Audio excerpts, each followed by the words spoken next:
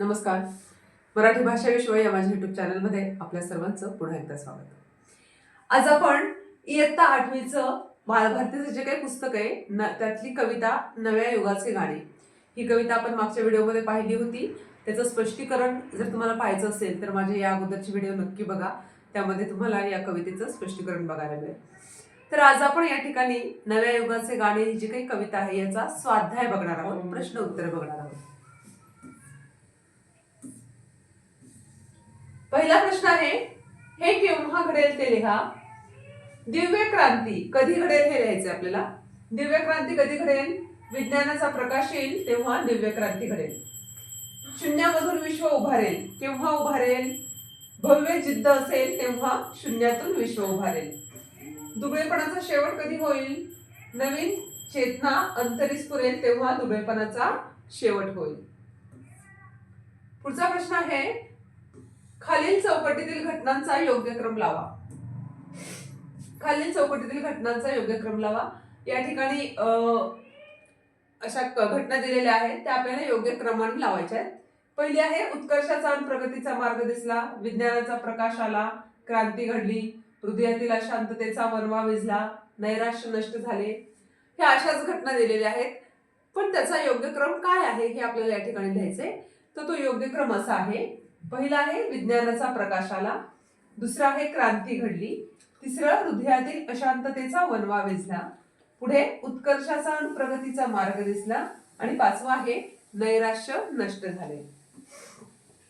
पुढचा प्रश्न आहे, माणसाच्या अंगी चिकाटी असेल तर तो काहीही साध्य करू शकतो.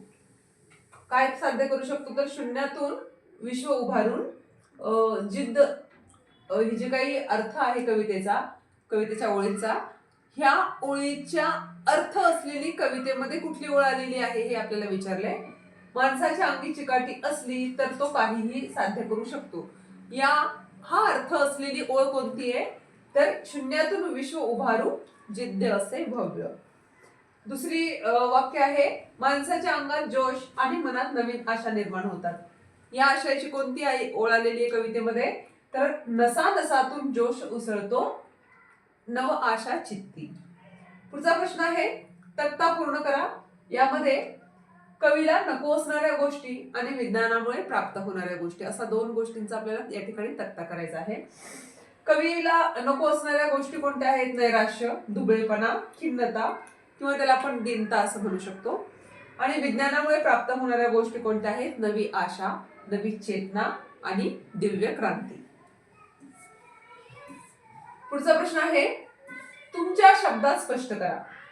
नवसूर्य पहा उगवतो, संघर्ष पहा बहरतो.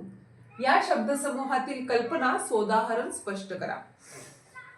नवसूर्य पहा उगवतो, सूर्योदयाने जसा अंधार नाहीसा होतो तसा विज्ञान रूपी सूर्यामुळे मानवी जीवनातील अंधार दूर झाला आहे. उदाहरणार्थ, संगणक आणि इंटरनेटमुळे जग अगदी जवळ आलं आहे. संघर्ष पहा बहरतो म्हणजे पूर्वी माणूस आरोग्य, दुष्काळ, अंधश्रद्धेशी पराभूत होत असे. विज्ञानामुळे प्लेग, कॉलरा नष्ट झाले आणि शीघ्र वाहनांमुळे दुष्काळग्रस्तांना मदत मिळणे सोपे झाले. हा संघर्ष जो आहे हा संघर्ष या ठिकाणी बहरलेला आपल्याला बघायला मिळतो.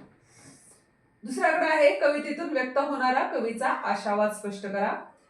विज्ञानामुळे दिव्य क्रांती घडेल, नवयुग निर्माण होईल, शून्यातून विश्व उभारेल, उत्कर्ष आणि प्रगती होईल, निराशा नष्ट होऊन नवे तेज येईल, दुबळेपणा जाऊन नवी चेतना येईल, संघर्ष बहरेल, नव्या आशा फुलतील. आणि या सर्वातून कवीचा आशावाद स्पष्ट झालेला आपल्याला पाहायला मिळतो. पुढे व्याकरणाचा भाग आहे, खेळूया शब्दांशी.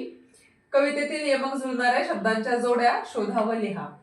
पुढती, क्रांती, विझला, दिसला, ज्वाला, माला, उजळतो, झळकतो, बहरतो, दिव्य, भव्य, गेले, आले, चित्ती, पुढती. या सगळ्या या कवितेमध्ये आलेल्या यमक जुळणाऱ्या जोड्या आहेत. पुढचा प्रश्न आहे, खालील शब्दांचे समानार्थी शब्द कवितेतून शोधून लिहा. उजेड, प्रकाश, रस्ता, मार्ग, तेज, प्रभा, उत्साह, जोश.